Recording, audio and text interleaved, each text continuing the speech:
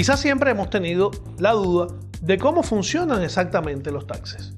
Para poderles mostrar esto, la mejor forma que encontré es hacerlo a través del siguiente ejemplo. Pensemos momentáneamente en una persona que gane $10 la hora, para hacer fáciles los cálculos. Si esa persona trabajara las 40 horas de tiempo reglamentario, que significan 5 días a razón de 8 horas por día, esa persona debería estar devengando $400.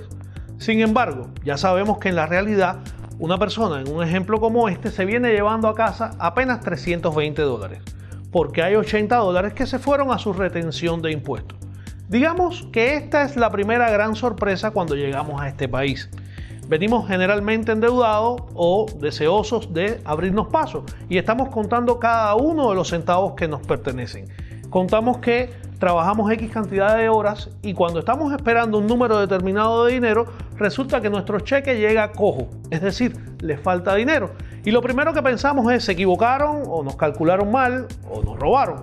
Pues desgraciadamente ninguna de esas ha sucedido, simple y llanamente nos retuvieron impuestos, que son estos $80 a los que yo mencionaba anteriormente. Para entender los impuestos, tenemos que saber que esos $80 que nos retienen siempre se van a subdividir en 3 categorías. Se va a subdividir primeramente en la porción que retiene el gobierno federal, conocida como Federal Income Tax Withheld, la segunda porción que retiene el Social Security y la tercera opción que es la que retiene el Medicare. Ahora bien, la porción del Social Security siempre nos va a retener un 6.25% del salario ganado. La porción del Medicare siempre nos va a retener el 1.49% del salario ganado. Sin embargo, la porción que nos retiene el gobierno federal varía. Quizás ustedes se pregunten, caramba, ¿a todo el mundo no le retienen la misma cantidad? La respuesta es no. Eso depende de cómo nos catalogamos nosotros con nuestro empleador. Pongamos este ejemplo.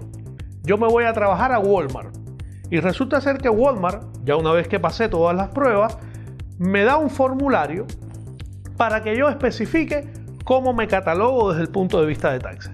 Si yo en ese formulario le manifiesto a Walmart que soy soltero y no tengo ningún dependent, Walmart me va a retener la máxima cantidad que legalmente por taxes me puede retener, lo cual significaría que de mi salario viene menos dinero a mis manos en el cheque.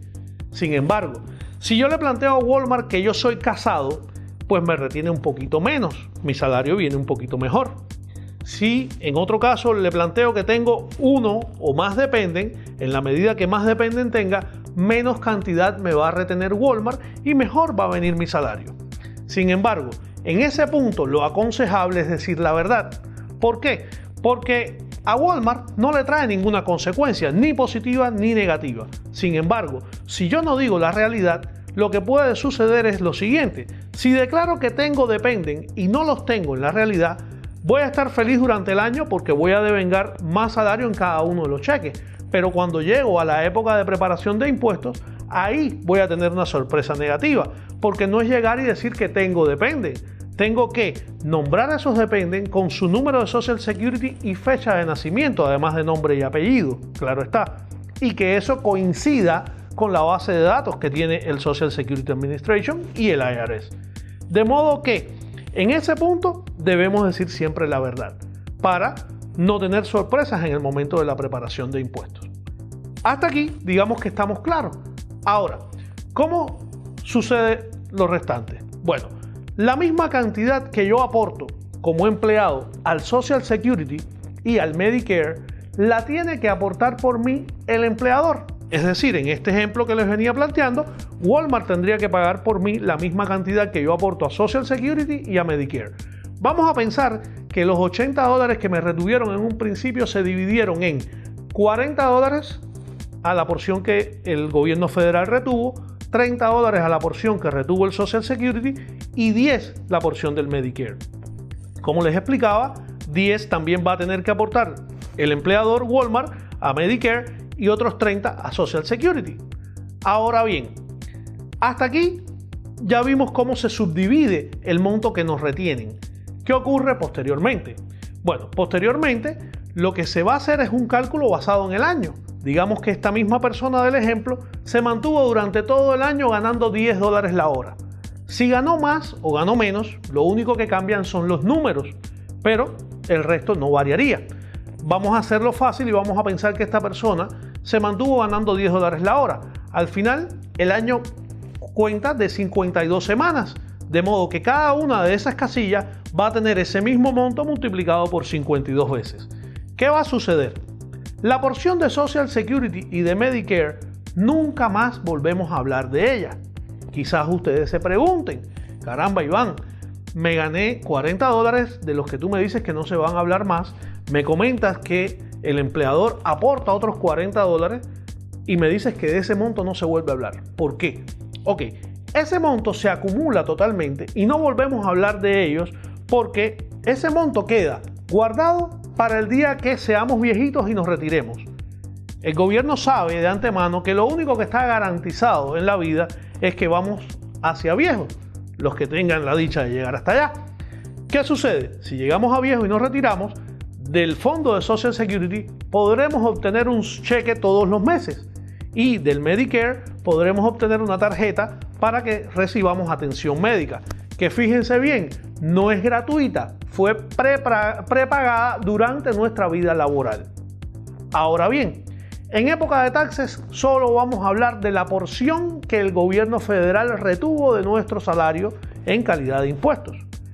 Dijimos que ahí va a haber una cifra de $40 en la división que hicimos inicialmente. Si el año tiene 52 semanas, quiere decir que al final en esa casilla va a haber $40 52 veces. Si multiplicamos 40 por 52, eso nos daría un total de taxes retenidos por el gobierno federal de $2.080. Ahora bien, ¿qué se hace en la época de taxes? En época de taxes lo único que se hace es calcular exactamente el monto total que, basado en la ganancia que obtuve el año anterior, tendría yo que pagar de impuestos.